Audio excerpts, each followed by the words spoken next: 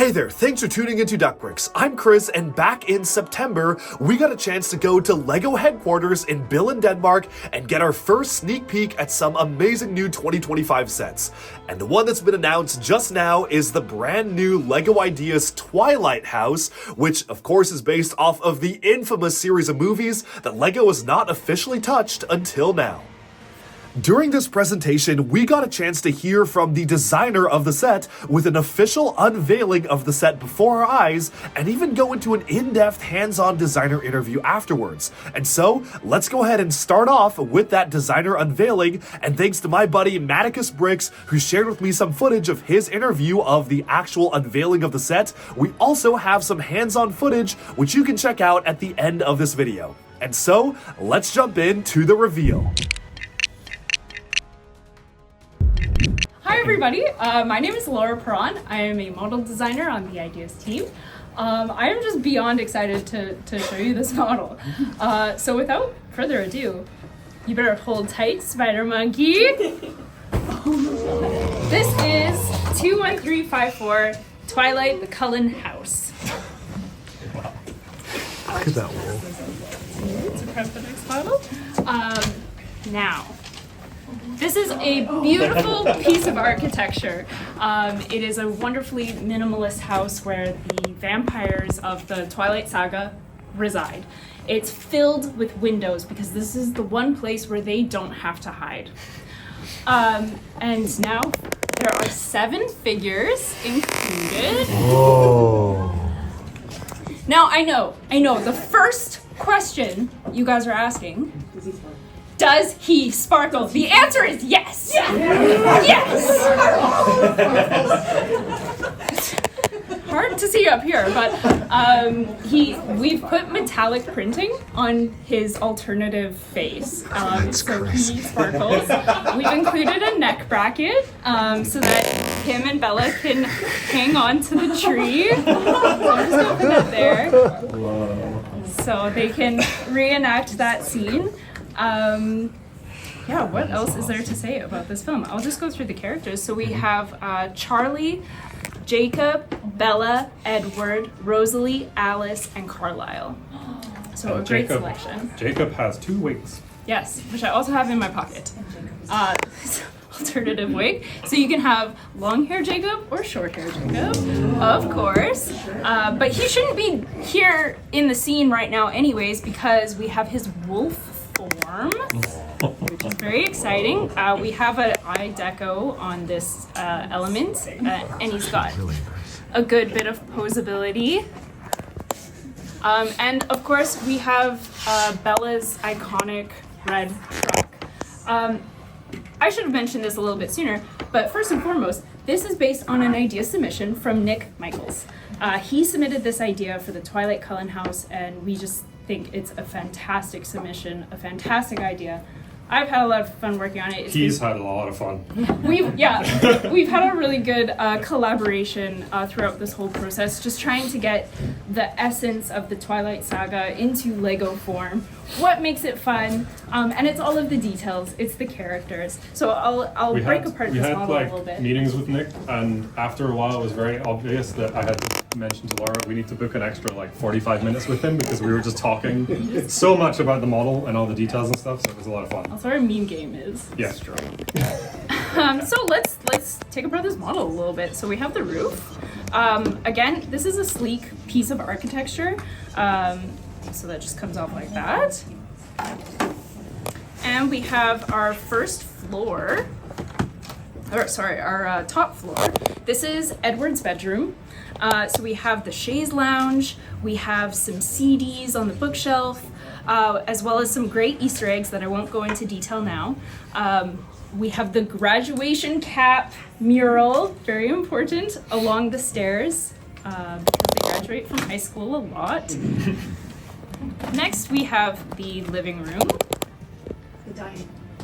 And kitchen. So we have a full kitchen in here. There is a salad bowl for Rosalie to hold, very important.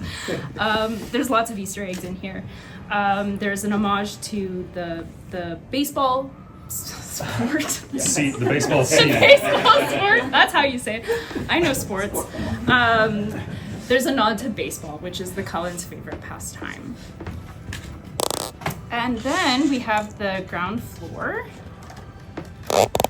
And we have a beautiful grand piano for Edward to play the piano for Bella, to play Bella's lullaby. We also have a table here, just referencing the second film, Bella's birthday scene. And just, there's so many details in here, I don't want to spoil it all for you. Make sure you watch the movies, because I know you're all Twilight fans, right? Why not? Fantastic. What else to say about this house? This was an interesting challenge to design because the house is based on a real house in Portland. It's a beautiful piece of architecture, and so that's the house we know and love. But in the second film, the production team used the same exterior shots, but they used a completely different interior built on a soundstage. And you're like, okay, that's fine. And then in the third movie, they're like, okay, we're not going to use that house anymore, but we're going to rebuild in a soundstage the first 2 floors with the ability to pack it up into a truck to move and film in Baton Rouge. Long story short, the movie changes ever so slightly in every single film, including the layout. So it was an interesting challenge because how do we capture the essence and the details while remaining faithful to the film franchise, but making a cohesive design within the space that we have. Yeah. And I think in terms of the figures, all of the Cullens have on their reverse face gold eyes because they do in the film. So you can have them in their kind of human form, but also when They they have get like amber eyes. colored eyes. To show But that they're Edward is the only one that sparkles because we couldn't have made it without him sparkling. Absolutely. It's just not an option. But yeah, I does can, anyone have questions? Show the back. Graham from Blocks magazine. What was your relationship with Twilight and the films before you started working on the model? Yes. I had read the books growing up. I believe in high school when the second the final film. Yeah, when the final film came out, I was in high school. So I was just the prime target for this franchise. And at first I was like, oh, I'm not really a Twilight fan. And then I was like digging through some stuff that I have here in Denmark. I still have the first ticket stub from the 2008 release. Like, I kept that and I brought it to Denmark. So, yeah, the more I thought about it, and I was like, oh yeah, I had a poster in my room of Bella and Edward. And yeah, I was the prime teenager target for this. So it was very nostalgic to revisit the films, and like, they've developed into such like they have a really strong like meme culture around them. Like, they're campy, they're dramatic, they're romantic, they're just so much fun to watch over and over again, and the best movie soundtracks I think ever. Yeah, that first soundtrack. Thank you. Yeah. Thanks for asking. Are there any references or elements that are from the book, or are they all from the film? We kept to the film for these references. Yeah. That was a dialogue with the partner, and we stick with the film. But there is a reference to Stephanie Meyer in the model, but you'll have to do the interviews to see that because it is so weird. Like, I can't tell you what it means because I don't know what it means. We don't. We know what it represents, but we don't know what it means. But it was fun. It makes it more special. It became a meme in our team. It was hilarious. Yeah. Yeah. Yeah, Daniel from Blocks. Are there any new elements that were designed for this? No new elements used in this set. There are a few recolors, primarily in the dark orange color. I had to, like, for sure a 1x12 plate, and the hinge plate comes to mind. Yeah. Yeah. Alright, so this is set number 21354. It is the Twilight the Cullen House set, which is the very first time LEGO has made a set based off of Twilight, coming in with 2,001 pieces and retailing for $220 US, 220 euros, or 190 British pounds. While admittedly I do feel like the price is a little steep for what it is, and I definitely do feel like this probably should have been closer to $200 or maybe even $190, you have to admit that even even if you're not a fan of Twilight, this is a remarkably built set, and a lot of that goes into the original architectural design of the house itself. Obviously, this is a building that exists in real life. It was used for the movies, but this is a genuine architectural model, and I really do believe that this kind of feels like it could have been an architecture set that was transformed into a minifigure-based build featuring all sorts of Easter eggs to the movies and just packed full of detail, because it is genuinely a really nice build for a model house. Now, I will be the first to admit that honestly, I am not the #1 fan of Twilight. I haven't actually seen the movies before, but I do know a lot of people are, and a lot of people are excited for this set. Now, the timing is maybe a little bit questionable. I feel like this set would have been so popular just a few years ago. I'm not really sure where the Twilight fanbase is today, but I'm sure folks in the comments are going to let me know that they are still very alive and well. And obviously, there's a huge fanbase for this set. Even my fellow AFOLs were so excited when this was unveiled, and I guess for good reason, because it does have a huge staying power with the IP. But for me personally, I will just have to talk about what I think about this as a LEGO set and as a build. Starting off with some of the minifigures. The minifigs are really well done. I love the recolors of a lot of the hair pieces. New dual molded arm components are really special to get, and altogether, clearly a lot of love went into depicting the minifigures of the build, and that same love is obviously carried over to the actual build itself. Edward Cullen, who is basically the only character that I actually know from these movies, does have his vampire sparkle effect where yes, you can use the head and actually showcase these sparkles printed on the head itself, which is really well done. I was really wondering if they would actually pull it off to make the vampire sparkle, and they actually somehow did. They used this kind of metallic printing on the headpiece that we haven't really seen before in a form like this to really make it seem like the characters' faces are sparkling, which is really cool. Of course, you also do have the wolf form for Jacob Black as well, which is a pretty cool wolf build. Kind of reminds me of the Legends of Chima wolf beast, but just a lot better of a build and a lot more realistic. And you even have just a ton of great movie moments captured in the build, like the tree for Edward and Bella to climb, as well as the grand piano in the living room, planters on the balcony, and so much more. Now, obviously, as you saw from the designer interview, this set is absolutely packed full of Easter eggs, and she didn't even reveal all of the Easter eggs when we were taking a look at this set for the first time at Fan Media Days. Basically, a lot of it was meant for us to kind of discover on our own, and I appreciate that. You know, I actually appreciate that they're leaving some of this up to surprise. They're allowing fans and really big diehard fans of the Twilight series to kind of discover these Easter eggs on their own, and that's something I really do appreciate, and I definitely will be looking online to see what sorts of other Easter eggs are factored into here that I wouldn't even notice as a non-Twilight fan myself, and even some diehard Twilight fans might not notice. One of the coolest random Easter eggs they mentioned was that in the development of the set, the original author of the books actually had a say in how the set was being built, and even had some requests for Easter eggs, requesting one particular Easter egg. They could not explain what it was, and she didn't even explain to the designers what it was for, but they were asked to put it in, and I guess it just is representative of something important to the author. But I think something like that is super cool, that just makes this set feel a lot more personal, like it was really created by people who were true fans of the source material and who really immersed themselves in the culture and the pop culture and the iconography of the build itself, which is something I really appreciate in how they were able to pull this off.